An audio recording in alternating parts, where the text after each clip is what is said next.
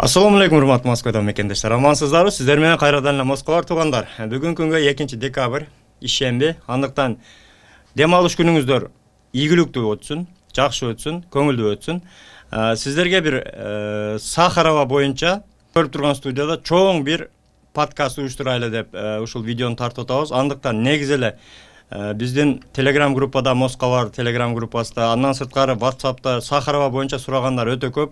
Сахаровага өтүш керекпи, өтпөш керекпи? Кээ бирлер айтып атат, Сахарованын кереги жок деп атат деген суроолор болуп атат.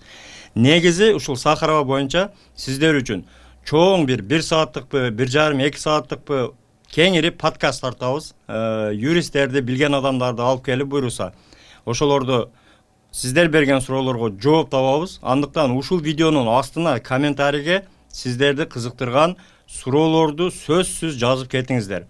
Ушул видеонун астындагы суроолорду биз топтоп ошол юристтерге көрсөтүп, Сахарова боюнча толук маалымат алабыз. Биринчи, Сахаровага качан барыш керек, кантип барыш керек, ал жерде эмнелер тапшырыш керек, канча айда барса болот, эгерде штраф болсо кантип төлөсө болот, штраф албаштын кандай жолдору бар, андан сырткары баягы результаттар не то чыгып калган болсо, аны кантип каерде дарылатыш керек же кантип аны обжаловать этиш керек, себеби ошол именно результат не то чыккандарындагы черный списокко түшкөн, депортация, выдворение болгон учурлары кездешүүдө. Ошондуктан толук сиздерге бир видеону өтө узун кылып, ошол сиздердин суроолоруңуздарга толугу менен икир-чикирине чейин жооп алган аракет кылабыз туугандар.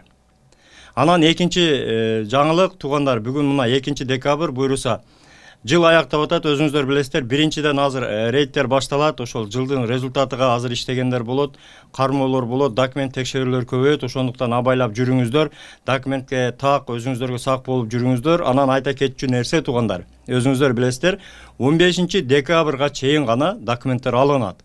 Андан кийин уже чыкканга мүмкүнчүлүк жок, себеби ошол эле МФЦда, ошол эле МВДда өздөрүнүн жыл жыйынтыгы, өздөрүнүн отчеттору менен алек болот дагы, көп регистрациялар чыкпайт.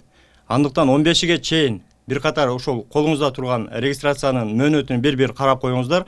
Ошол 15ге чейин тапшырганы аракет кылып бүтүрүп алыңыздар туугандар. Андан кийин жаңы жыл башталат. Жаңы жылдан кийин билесиздер, 10-15ге чейин кадимкидей эле дем алыш болот.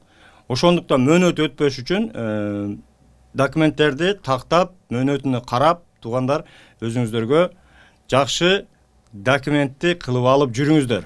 Ушул маалымат менен сөзсүз биздин мигранттар менен, тууган уруктар менен, группалар менен бөлүшүп коюңуздар, себеби бизге ошол Сахарова боюнча суроолорду сөзсүз ушул комментарийге жазыш керек. Биз ошолорду баарыны топтоп, бир мындай темага айлантып, ошол суроолорду берип, сиздерге жооп алып беребиз.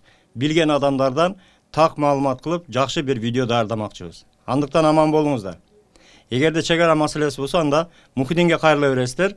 Анткени өзү алып барып, до конца жолдо жардам берет, жылуу жумшак барып келесиздер. Москвалардан деп сөзсүз айтсаңыздар, жакшы скидкалар кылып берет. Андан сырткары документиңизди дагы черный списоктон текшерип беришет. Аман болуңуздар туугандар.